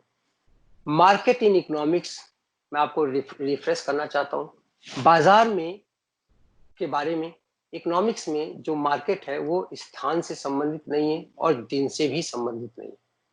सो market in economics is an arrangement between buyers and sellers of two different commodities of two different what it call buyers and sellers of a particular product, they come into contact. अब यहाँ place और दिन से कोई संबंध नहीं है। यहाँ पे है एक ऐसी व्यवस्था से जिसमें बायर्स एंड सेलर्स, किसी वस्तु के बायर्स एंड सेलर्स एक दूसरे से संपर्क स्थापित करते हैं। सो market in economics is not associated with place, neither it is associated with day. हमारे दिन में हमने देखा कि रवि बाजार, सोम बाजार भी लगता है, हमने देखा कि स्थान के साथ भी बाजार का नाम जुड़ता है, लेकिन इकोनॉमिक्स में बाजार का मतलब है it's an arrangement between buyers and sellers of a particular product, they come into contact. ये कांटेक्ट तो टेलीफोन से भी कर सकते हैं, मेल से भी कर सकते हैं और वाया साइबर मेथड भी कर सकते हैं। प्यारे बच्चों, there are 5 types of markets, 5 प्रकार के बाजार होते हैं। परफेक्ट कंपटीशन जिसमें large number of buyers and sellers होते हैं, फ्री एंट्री एंड एग्जिट होता है, दीर्घकाल में सामान्य लाभ मिलता है, संसाधनों का भरपूर इस्तेमाल होता है। दूसरा मोनोपोली होता है जिसमें एक ही सेलर है, नेचुरल है प्राइस फिक्स कर सकता है, वो नेचुरल है कि बाजार में उसको प्रॉफिट ही होगा लॉन्ग रन में, और संसाधनों का कुछ उसके पास छिपा हुआ हिस्सा भी रह जाता है जो कि वो उत्पादन नहीं करेगा। तो monopoly is desirable from the point of view of profit, but it is not desirable from the point of view of social welfare. प्यारे बच्चों, तीसरी बाजार की अवस्था होती है मोनोपोलिस्टिक कंपटीशन, जिसमें बहुत सारे बायर्स एंड सेलर्स आपस में compete करते हैं और वो क्लोज सब्स्टिट्यूट गुड्स को प्रोड्यूस करते हैं। उनका डिमांड का इलास्टिक होता है, एंट्री और एग्जिट संभव है, इसलिए सामान्य लाभ मिलता है। प्यारे बच्चों, परफेक्ट कंपटीशन और मोनोपोलिस्टिक कंपटीशन दोनों को लॉन्ग रन में सामान्य लाभ मिलता है क्योंकि एंट्री और एग्जिट पॉसिबल है, लेकिन फिर भी संसाधनों का बेहतर इस्तेमाल परफेक्ट कंपटीशन में होता है, जैसा कि अभी हमने डायग्राम में दिखाया। कारण है कि इक्विलिब्रियम पॉइंट पे एआर एसी के बराबर दोनों का जरूर होगा, लेकिन जब हम एसी और एमसी की बात करते हैं तो एमसी और एसी का इक्वलाइजेशन सिर्फ परफेक्ट कंपटीशन में पाया जाता है, और हमें जानकारी है कि एमसी एसी को उसके न्यूनतम बिंदु पर काटता है जब फर्म का ऑप्टिमम आकार होता है। ये संतुलन बिंदु पर सिर्फ परफेक्ट कंपटीशन में पाया जाता है। इस कारण औसत लागत परफेक्ट कंपटीशन में मोनोपोलिस्टिक और मोनोपोली दोनों की तुलना में कम होती है लॉन्ग रन में। तो more output at low average cost and low price is available in perfect competition, that's why there remain some hidden capacity under monopoly as well as monopolistic competition. प्यारे बच्चों, हमने आपको प्रोड्यूसर्स इक्विलिब्रियम के बारे में भी डिटेल में चर्चा की है। प्रोड्यूसर्स इक्विलिब्रियम जहां तक हमने देखा कि इसके सबसे पहले टीआरटीसी मेथड हमने आपको बताया, हमने प्रॉफिट फंक्शन को डिराइव किया, हमने आपको बताया कि किस तरीके से आप मैक्सिमा मिनिमा जो मैथ्स का कॉन्सेप्ट है डेरिवेटिव के अंदर उसको आप यूज कर सकते हैं और आप इसके कॉस्ट को मिनिमाइज कर सकते हैं या प्रॉफिट को मैक्सिमाइज कर सकते हैं। Profit is equal to T R minus T C, इस फंक्शन को आप मैक्सिमाइज कर दीजिए, आपको प्रॉफिट मैक्सिमाइजेशन मिल जाएगा कि कितना उत्पादन करेगा और कितना। दूसरा इसका मेथड मैंने डायग्रामेटिकल आपको बताया, टी आर टी सी को जब टेंजेंट लाइन्स हमने ड्रॉ की और पाया कि दोनों का स्लोप जिस पॉइंट पे इक्वल है उस पॉइंट पे हमने गैप को मेजर किया और प्रॉफिट को मेजर करने की कोशिश की। तीसरा मेथड हमने एमआरएमसी की विधि से बताया। हमने आपको बताया कि अगर एमसी एमआर को दो डिफरेंट बिंदुओं पर काट रहा है तो राइट मोस्ट पॉइंट ही संतुलन का बिंदु होगा। संतुलन का बिंदु राइट मोस्ट पॉइंट ही होगा, ऐसा क्यों? क्योंकि अगर उसके बाद सेल बढ़ाता है फर्म तो उसका एमसी एमआर से ज्यादा हो जाएगा, यानी additional cost of production for one unit will become more than the amount which they get by selling the last unit. So that's why there will be a loss, situation of loss. So they have to come back to equilibrium point where MC is intersecting MR. इसका एक और फायदा ये होता है, जब वो right side में इंटरसेक्ट करता है तो उस दौरान तक वो सारा का सारा जो उस फर्म के लिए प्रॉफिट का एरिया है वो कवर कर चुका होता है, इसलिए उसके बाद उसे लॉस शुरुआत होनी हुई। प्यारे बच्चों, हमने आपको बताया resources are optimum utilised only in perfect competition, they are not at all utilised in any other. कुछ ना कुछ कैपेसिटी रह जाती है, इसके बारे में हमने आपको डिटेल में डायग्राम में बताया। चाहे वो मोनोपोली हो, चाहे वो मोनोपोलिस्टिक कंपटीशन हो, लॉन्ग रन में आप देखेंगे कि एसी एमसी के इक्वल खाली परफेक्ट कंपटीशन में होता है। एसी एमसी के इक्वल होने का मतलब है कि एमसी एसी को तभी इंटरसेक्ट कर रहा है जब एसी न्यूनतम है, और जहां एसी न्यूनतम है उस बिंदु को optimum size of the firm भी कहते हैं। तो optimum size of the firm is achieved only in perfect competition, that too in the long run at the point of equilibrium. So resources are best utilized in the perfect competition when we talk about monopoly or in any other. फिर हमने आपको बताया एक company में have monopolistic rights in domestic है, ये भी एक नई चीज है जो आपको मैं बताना चाहूंगा कि ऐसा हो सकता है कि एक कंपनी को मोनोपोलिस्टिक राइट है अपने देश के अंदर, लेकिन जब वो इंटरनेशनल बाजार में जाते हैं तो वहां उनको पूरी कंपटीशन का सामना करना पड़ता है। फॉर एग्जाम्पल डीआरडीओ को मोनोपोलिस्टिक राइट है देश के अंदर, इंडियन रेलवे को मोनोपोलिस्टिक राइट्स है देश के अंदर, या आप देखेंगे कि जो एचएएल जो है हेलीकॉप्टर्स वगैरह बनाती हैं उस कंपनी को अपने देश के अंदर एक मोनोपोलिस्टिक राइट है। प्यारे बच्चों, जब ये कंपनियां बाहर जाती हैं तो वहां पे इनके जैसे बहुत सारी कंपनियां होती हैं और अल्टीमेटली वहां पे इनको अपनी वस्तु की कीमत को कम करके भी बेचना पड़ता है। जी हाँ, कम करके इसलिए बेचना पड़ता है ताकि वो इस केस को हम डंपिंग कहते हैं। ऐसी फर्म जिसको अपने देश में एकाधिकार है लेकिन जब वो विदेशों में जाती है तब उसको कंपटीशन का सामना करना पड़ता है, तो वहां वही वस्तु वो अपनी कम कीमत पर बेचने के लिए बाध्य होती है ताकि उसको फॉरेन एक्सचेंज मिल सके, ताकि उसको इंटरनेशनल कंपटीशन या उसका साइज ऑफ मार्केट बढ़ सके। लास्ट में मैं बच्चों बताऊंगा there remains hidden capacity under monopoly. ये हमने बहुत डिटेल में किया है कि मोनोपोली के बीच में कंपटीशन रह जाता है।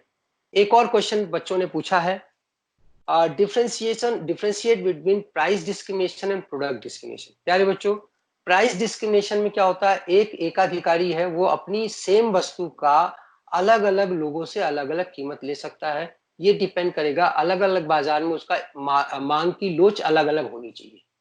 अमीर से वो सेम इलाज करने का ज्यादा पैसा ले सकता है अगर वो एकाधिकारी डॉक्टर है किसी लोकेलिटी में, उसी इलाज के लिए वो गरीब से कम पैसा भी ले सकता है, क्योंकि दोनों के लिए मांग की लोच अमीर के लिए अलग है, गरीब के लिए अलग। इसके अलावा जब प्रोडक्ट डिफ्रेंशिएशन की बात हम करते हैं, थोड़ा सा रूप रंग आकार बदल करके उसकी कीमत ज्यादा अलग कर दी जाती है। आप देखिए इसके अंदर, चाहे वो पेस्ट, अगर हम टूथपेस्ट की बात करते हैं तो उसका कलर बदल देते हैं, जेल बना देते हैं, या उसमें कोई और आर बना देते हैं, आर बना देते हैं, कुछ ना कुछ ऐसा चेंज कर देंगे, उससे उसका सेम प्रोडक्ट है, रूप रंग आकार कलर फ्लेवर बदल दिया और उससे प्राइसेस में उन्होंने डिफरेंट चार्ज कर लिया। ये भी एक क्वेश्चन बहुत इंपॉर्टेंट था। एक और क्वेश्चन जो आप लोगों के दिमाग में इस समय उठ रहा होगा वो, how is it possible that monopolist have to compete with each other. Competition monopoly में कैसे होगा? प्यारे बच्चों, कंपटीशन मोनोपोली में इसलिए हो रहा है, मोनोपोलिस्टिक कंपटीशन में, दो they are monopolist, though they are having monopolistic rights over their product, still they are producing such a product which are close substitutes to each other. एक दूसरे के क्लोज सब्स्टिट्यूट्स हैं, इसलिए उनको कंपटीशन करना है।